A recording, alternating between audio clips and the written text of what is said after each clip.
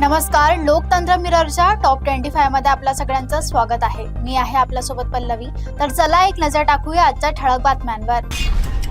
नाशिक विधान परिषदेत 17 पैकी 17 उमेदवार विजयी, निकालाने सर्वांनाच धक्का। मुंबई बडोदे महामार्गावर भीषण अपघात, कार दुभाजकाला धडकून दोघांचा मृत्यू। नवी मुंबईचे पाणी चोरणाऱ्यांवर महापालिकेची कार्यवाही। नवी मुंबई विमानतळावरील गळतीनंतर तातडीची उपाययोजनेनंतर सेवा पूर्णवत। ठाकरे गटातील 2 बड्या नेत्यांमध्ये धुसफूस, व्हिडिओमुळे चर्चा रंगली। शिवसेनेचे ऑपरेशन टायगर यशस्वी, 6 खासदारांच्या फोटो व्हिडिओची उत्सुकता। राज ठाकरे, शर्मिला ठाकरे एकत्र रंगले, सुमित राघवांच्या नाटकात खास क्षण। वैभव सूर्यवंशीची झेप, आता थेट आंतरराष्ट्रीय क्रिकेटमध्ये खेळणार। ओमराजे शिंदेंच्या शिवसेनेत, ठाकरे गट सोडण्यामागचं कारण स्पष्ट। पाणी नियोजनेत सरकार नापास, सरकार अपयशी ठरल्याची विरोधकांची टीका।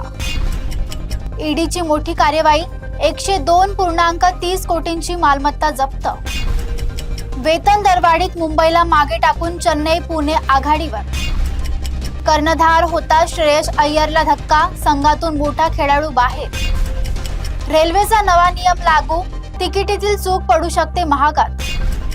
ओमराजेंची शिंदे सोबत काम करण्याची घोषणा, मुख्यमंत्र्यांचा फोनही आला। अखेर पश्चिम घाट संवेदनशील भाग म्हणून जाहीर होणार, केंद्राची तयारी सुरू। भरतीच्या लाटामुळे कळंब किनाऱ्यावर टेम्पो अडकला।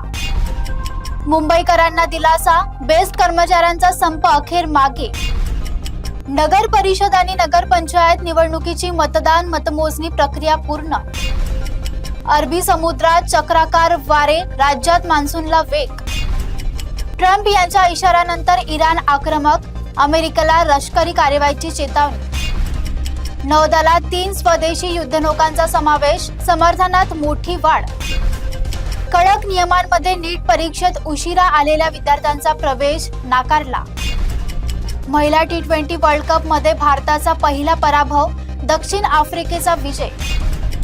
आठवड्याच्या पहिल्याच दिवशी पेट्रोल डिझेलच्या दरात मोठी उलथापालट। सध्या इतकंच, बघत रहा लोकतंत्र मिरर।